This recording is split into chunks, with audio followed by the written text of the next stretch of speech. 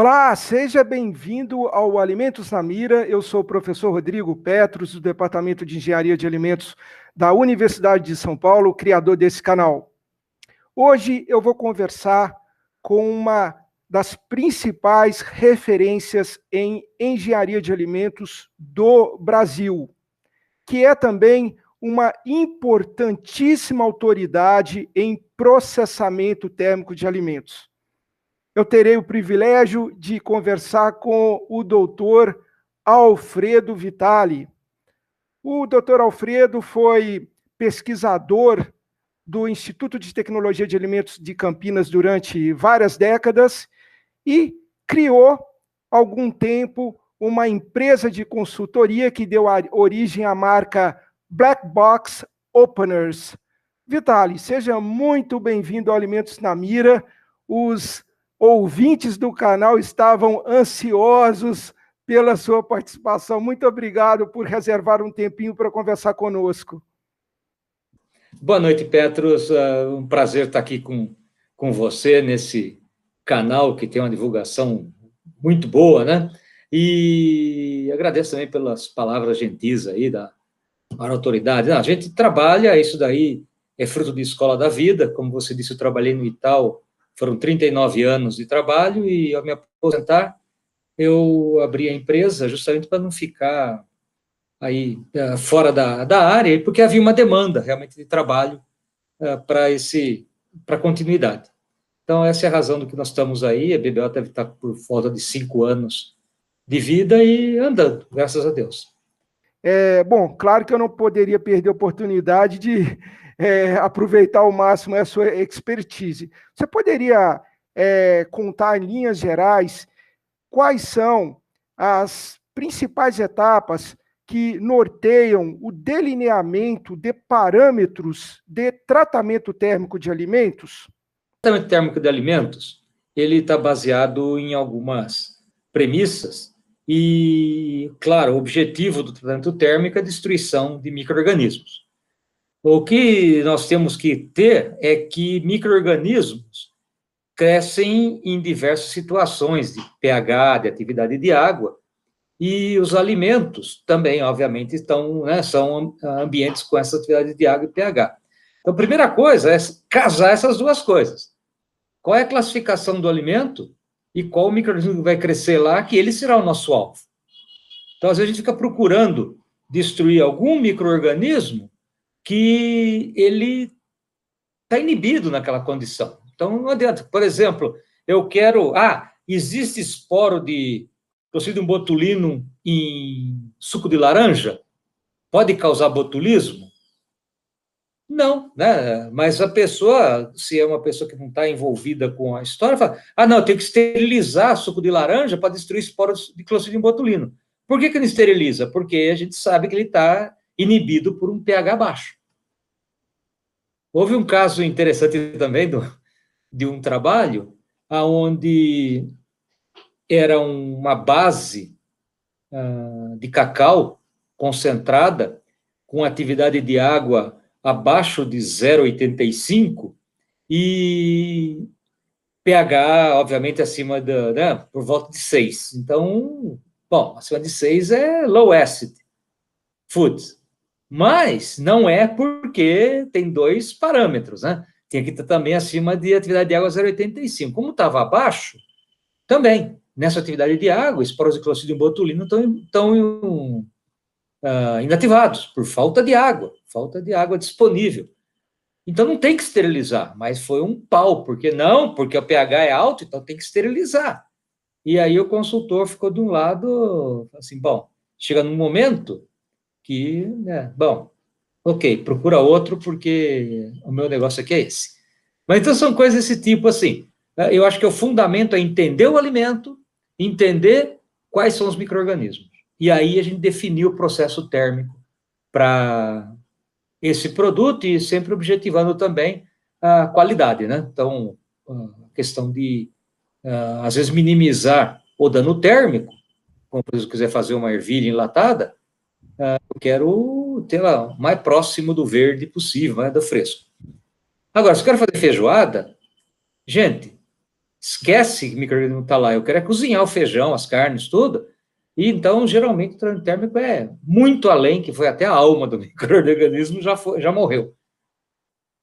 Ô, Vitali, eu me lembro, em 1998, 99, eu fui seu aluno em um curso credenciado, enfim, endossado pelo FDA, lá no Itaú, que foi desenhado e coordenado por você, se não me engano, até trazido por você mesmo para o Brasil, me corrija se eu estiver equivocado, para habilitar profissionais que trabalham com processamento de alimentos enlatados de baixa acidez. Tá? Eu queria saber se ainda existe a exigência que todo profissional que opera em plantas de processamento de alimentos de baixa acidez tenham essa habilitação e se esse curso ainda continua ou se ele foi interrompido. Bom, o curso do FDA foi introduzido no Itaú, não por mim, obviamente, mas foi em 1975, porque esse curso ficou válido, legalmente válido, em 74, para indústrias americanas, norte-americanas, e para indústrias que exportavam para o mercado norte-americano. Isso aconteceu um pouco antes, que, como tinha gente morrendo de botulismo em alimento enlatado nos Estados Unidos, então a Associação de Produtores de Alimentos, né, norte-americana, solicitou ao governo, falou assim, olha, você que nos diga como fazer, porque não estamos querendo ser processado e preso, porque cada um faz de um jeito. E disso juntou pessoas da academia norte-americana e fizeram uma lei, que hoje ela é bem conhecida, né, que está no Diário Oficial Americano, que é Code of Federal Registers, capítulo 21 é Food and Drugs, que é do FDA, e parte 113, que são alimentos enlatados de baixa acidez, embalados hermeticamente e mantidos em temperatura ambiente. Veja que o próprio título já é a definição de low acid food. E de lá que vem aquilo que eu disse, que a atividade de água mínima é 0,85 e pH mínimo 4,6. Esse curso, então, foi dado em 75 no Itaú, e o Itaú foi qualificado para ensinar esse curso. Por quê? A gente tem um monte de indústria exportando para os Estados Unidos. Então, foi um evento, né, um movimento do Instituto de qualificar as pessoas do Itaú. Esse curso existe lá até hoje. Hoje quem coordena é a pessoa que trabalhava comigo no Itaú, a Maria Isabel Berto, e eu fui coordenador de 84, quando eu voltei do meu doutorado lá de Cornell, até quando me aposentei em 2013. E tem uma curiosidade, esse curso que a gente ensinou no Itaú, e, bom, nós também apresentamos isso em forma mais focada. O Itaú é reconhecido para emitir um certificado válido para o FDA, isso é uma coisa importante. Nós também ensinamos com um certificado que também é válido, porque tem uma questão aí. Mas, assim, nós fazemos esse curso muito mais condensado para situações específicas, né, pontos específicos. Mas como eu ia dizendo, com esse curso, ele ainda é válido, ele ainda é obrigatório, como se perguntou, para exportar produtos para os Estados Unidos ou fabricar produtos lá. E tem toda uma burocracia que leva você a fazer um registro da tua empresa, registro do teu produto, do teu processo, um monte de detalhes. E para eles, é curioso isso, porque em 1979 saiu a parte 114, que fala sobre alimentos acidificados. Significa aqueles que são de baixa acidez, que você intencionalmente coloca ácido ou um produto ácido, um alimento ácido, para passar esse ponto crítico de controle, né, do pH de 4,6. O exemplo típico nosso aqui é o palmito, né? Ele tem um pH de 5,8, 6, mas ele é aciditificado até 4,3, aproximadamente, pelo padrão de identidade de qualidade, né? E para que nesse pH, o esporo de Clostridium botulino pode estar lá, mas está inibido. Então, essa é a questão. Hoje está complexo na exportação, por causa agora da questão do bioterrorismo, tudo, mas ainda é válido, é obrigatório.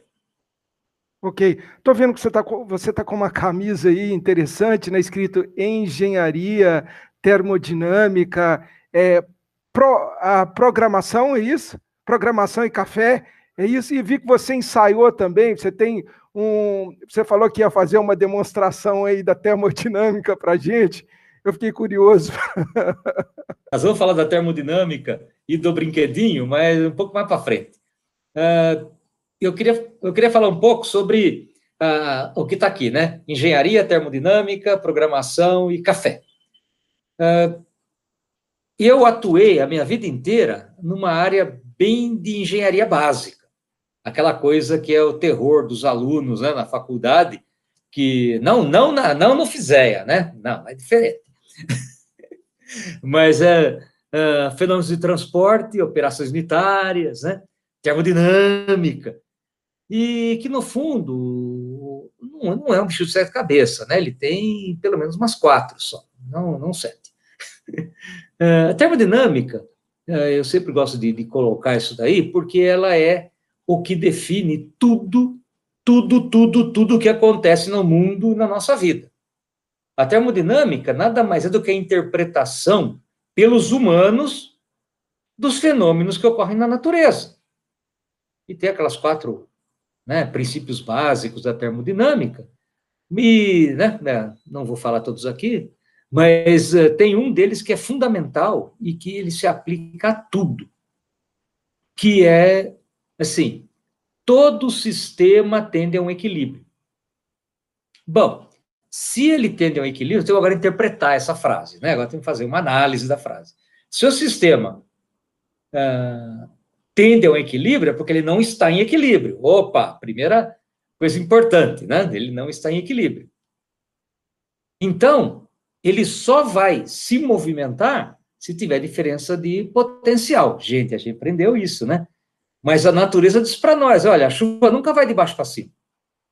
Né? Por quê? Porque a termodinâmica, quem criou, né, o universo, sei lá, cada um tem a sua filosofia de criação, mas o universo funciona de acordo com leis extremamente bem definidas e no universo todo. Nós só falamos aí, então, que o sistema tem o equilíbrio. Só isso. E a outra coisa é que se vai de um ponto a outro, tem um tempo para ir. Essa é a segunda interpretação. E aí entra, então, a questão da cinética. Essa é a coisa. Então, a termodinâmica é isso, programação é porque nós passamos da vida analógica, que eu fui criado com régua de cálculo até o 2º ano da faculdade, passei por calculadoras eletrônicas não programáveis, depois programáveis que apagavam a memória, até hoje essa maravilha que as crianças, que o pessoal nasce sem saber por quê, mas é uma dádiva o que nós temos disso daí. E o café porque mantém a gente acordado. Muito curioso e muito divertido também, Vitali. Outra questão que eu gostaria sobre a qual gostaria de ouvi-lo, essa polêmica que tem ocorrido aí entre correntes de formações acadêmicas diferentes, que trouxe à tona a chamada classificação nova de alimentos, né, que introduz o termo na 4ª categoria, que consta também do Guia Alimentar para a População Brasileira, que são chamados alimentos ultraprocessados. Nós sabemos que o prefixo ultra não é um alienígena no jargão da engenharia de alimentos, né? Inclusive, em muitas situações, até enaltecendo, valorizando a qualidade do processo. Mas, nessa classificação nova, trazendo um cunho altamente pejorativo, né? Recomendando-se, inclusive, que o consumo desses chamados alimentos ultraprocessados seja evitado.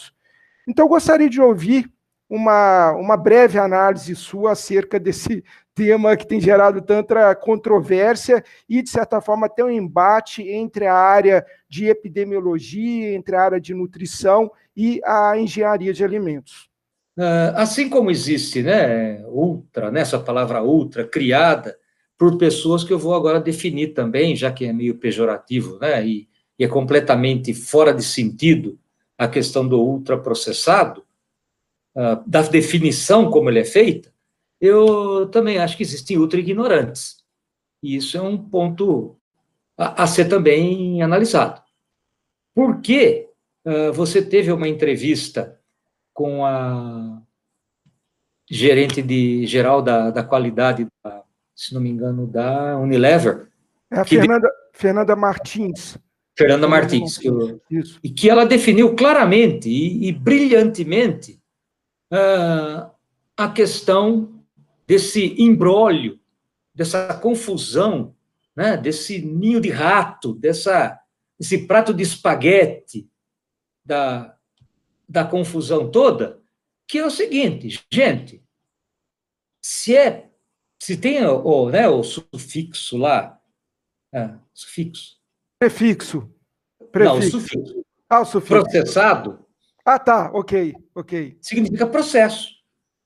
Então, como que você vai definir um processo que diz que um alimento que tem mais que 5 componentes é ultraprocessado? Primeiro, isso foi o que ela falou, e eu estou só reforçando, porque eu acho que é a grande expressão da lógica sobre ultraprocessado.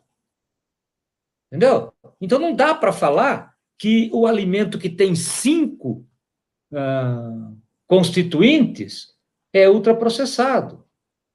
E outras coisas mais, que tem muito sódio é ultraprocessado, que tem muito açúcar é ultraprocessado.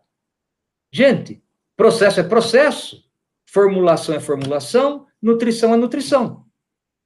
Então, primeiro, esse pessoal aí que fica insistindo nessa questão, que separe as águas, só isso. Bom, um alimento processado é aquele que você, por exemplo, o que sobrou na churrasqueira no fim de sábado à tarde. Aquilo está torrado, então aquilo está ultraprocessado. Ok? César Maia também. É um ultraprocessado. Né? Então, define isso, gente. Não entra no negócio como assim, cruzados em defesa de uma coisa que não faz sentido. Definam alguma coisa que seja lógica. Pronto. Aí não tem mais briga, ninguém está enchendo mais o outro. Mas fica um negócio que, dentro da próprias faculdades aí, da que eu fui formado, tem gente da linha ultraprocessadista. Então, aí fica complicado, né? Tá. Claro, obrigado por dividir o seu ponto de vista conosco. Bom, eu vou te deixar inteiramente à vontade aí para poder demonstrar o seu brinquedo aí. Aí a gente pode fazer o encerramento desse papo aí com essa atração aí que você trouxe para nos mostrar. Bom, antes disso, eu queria terminar o que é a engenharia de processo que a gente faz na indústria. É aquela coisa meio esotérica, né? A gente está na planta, chão de fábrica, e nós fazemos o substrato para que o sistema de qualidade consiga elaborar o APPCC e funcionar. Então, nós fazemos validação de processo, nós casamos equipamentos e fazemos o que chama de comissionamento de linha, nós resolvemos problemas pontuais, às vezes, de engenharia, que demanda algum conhecimento mais profundo de transferência de calor, de massa, de escoamento de fluidos, essas coisas. E nós deixamos o terreno pronto, dizendo, olha, agora você faz o APPCC porque o tempo e temperatura do teu processo é esse, a vazão da tua bomba é isso. Então, Só para deixar claro que é isso daí, ok? Então, agora eu não vou citar exemplos aí, porque eu teria que ter uma M16 aqui na mão. Mas vamos lá. Ele perguntou sobre o brinquedinho, eu vou colocar aqui para vocês verem, e falarmos sobre termodinâmica dele, tá bom? Acho que muita gente já conhece, né? Isso aqui é um brinquedinho Xing Ling, que é um passarinho da sorte e bebedor de água. Então, vocês veem que ele tem água aqui no copo e ele vai beber água. Não me faça passar vergonha. Ok? Voltou? Legal. E ele continua isso eternamente. Ele está rodando isso aqui há vários meses. Eu tenho que pôr água, né? Porque senão ele não funciona. Mas a água é que faz funcionar. E a água que é a termodinâmica da coisa. Gente, vamos observar um pouquinho. Ele tem um líquido azul aqui que está subindo pelo pescoço dele. Acho que vocês conseguem ver. Tá? Ele vai fazer peso aqui, então tem diferença de potencial gravitacional. Ele molhou o bico e esse líquido voltou para baixo. Tá legal? Bom, como que funciona o bagulho e por que tem um monte de termodinâmica aqui? Ele tem que estar molhado porque ele está com uma atividade de água aqui próximo de 1, que é a água. E o ar, atividade relativa aqui hoje, provavelmente em 60%, 70%. Então, ele tem uma diferença de pressão de vapor entre ele e o ar que faz a água evaporar. Opa, diferença de potencial de pressão de vapor. A termodinâmica expressa em todo o seu esplendor. Mas quando ele tem que evaporar essa água, porque a diferença de pressão de vapor diz, olha, eu tenho que equilibrar o sistema. E para isso ele evapora a água, e para evaporar a água ele tem que tirar calor de algum lugar, porque é mudança de estado. Demanda energia. Né? É um processo que ele é exotérmico, ele precisa pegar calor. E tira calor da onde? Dele mesmo. Então, ele tem a cabeça mais fria do que, digamos assim, a parte de baixo dele. Esse líquido aí é o quê? Então, essa é a segunda parte da história. Tá. Esse líquido aqui é cloreto de metileno, cloreto de metila, desculpa. Cloreto de metila, que é um líquido que tem um ponto de ebulição por volta de 36 graus. Muito baixa a pressão de vapor. E essa altura aqui, veja, como ele esfria, a pressão de vapor abaixa. Ele tem uma relação entre pressão de vapor e temperatura agora do interno. A hora que ele esfria, diminui a pressão de vapor, ele consegue vencer, né? A pressão de vapor embaixo é maior, então empurra o líquido para uma pressão menor. Não é que a pressão menor chupa, né? Porque a termodinâmica tem que dizer, vai do maior pressão para menor pressão. E veja, então, ele cria essa diferença de pressão, né? Diferença de pressão mesmo, que vence essa pressão hidrostática do produto. Então, nós temos aqui dois fenômenos da termodinâmica, né? Um de evaporação de água e o outro a diferença de pressão do cloreto de metileno. E é um brinquedinho que custa, aqui no Brasil, custa 20 mil, sei lá, um pouco mais caro, uns 20 reais, mas ele vai ser divertido. Então, mas é uma explicação termodinâmica. Eu acho que se colocar um copo de cerveja aí, ele vai descer mais rápido, hein? Ah, vai, qualquer coisa que puser aí, ele vai. Se você puser, então, uísque, que tem mais álcool, evapora mais rápido. Vodka. Mas eu estou tentando deixá-lo sóbrio, então ele só bebe água. Tá. Fantástico, Vitali. Muito obrigado pela sua participação. Adorei falar com você. Tenho certeza que os acompanhantes do canal vão se divertir e se informar muito também ao mesmo tempo. A você que nos acompanha no Alimentos na Mira, muito obrigado pela sua audiência e até o próximo vídeo.